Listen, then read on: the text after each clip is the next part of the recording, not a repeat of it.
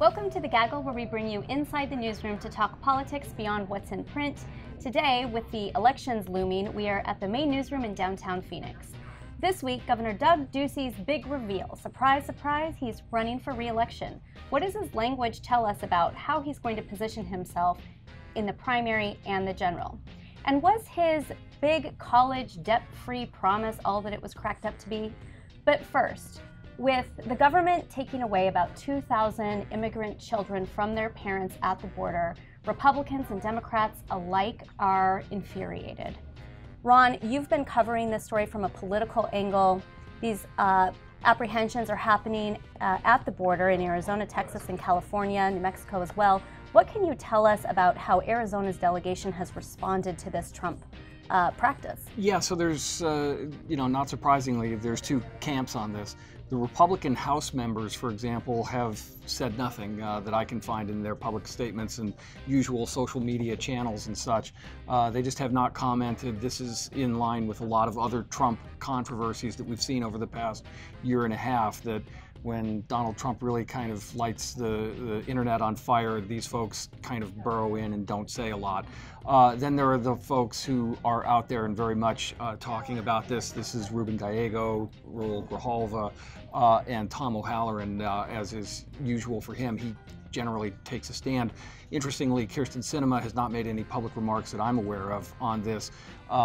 We've seen from Jeff Flake, for example, that he has put some tough questions to folks at Homeland Security, wants to know what the administration's policies are and such.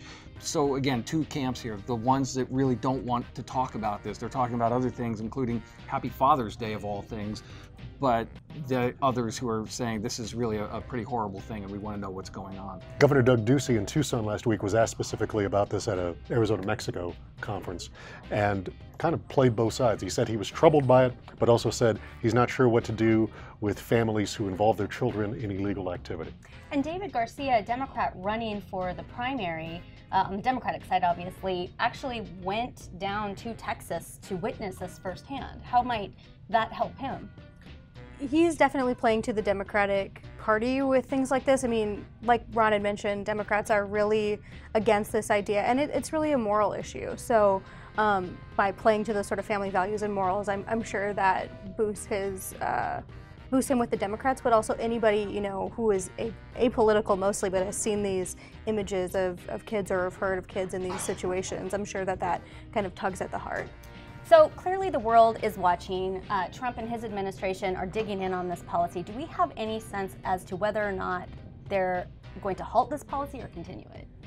Well, Trump has blamed this as a Democratic policy, saying that if they can come to the table, this can be fixed right away.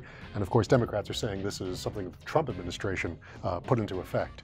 I think we've seen a few cracks among Republicans over the weekend, that they're starting to, some are starting to find their voice on this issue, but we really haven't seen wholesale Republicans saying this needs to change yet. I suspect that if that changes in the coming days, you may see the administration backpedal, but for now it's mostly public pressure and international public pressure as well.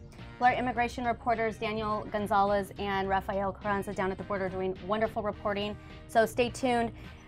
Richard, we all woke up today to Ducey's big reveal. He's running for re-election.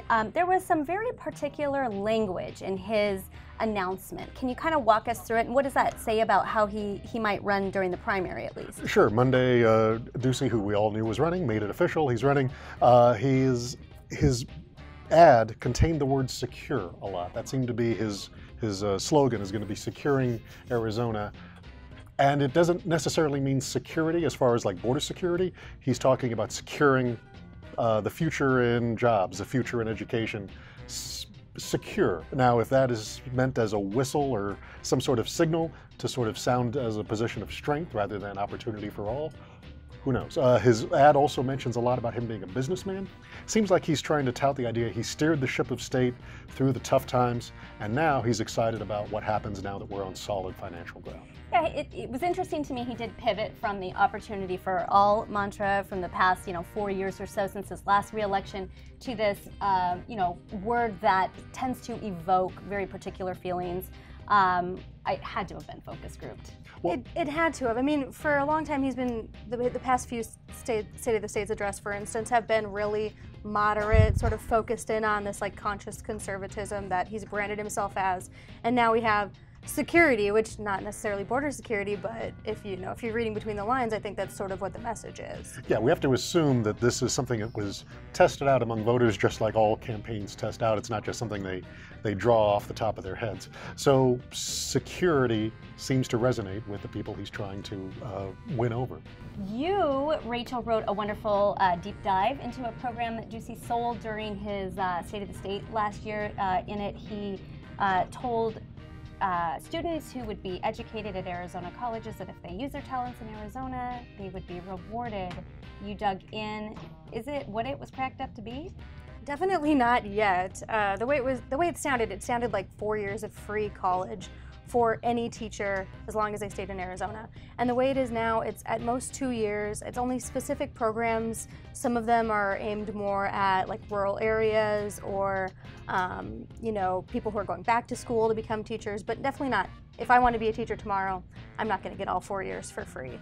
And there may not be a way for the state or the universities to track that people actually stay in Arizona after they leave, which is part of their promise. So there's a lot of kinks that need to be ironed out still to actually fully meet this idea of debt-free college for any teacher. Awesome reporting. All right, spill some tea, Ron. What gossip do you have on your beat? So we've seen, as expected, a lot of money starting to flow into the Senate race in Arizona.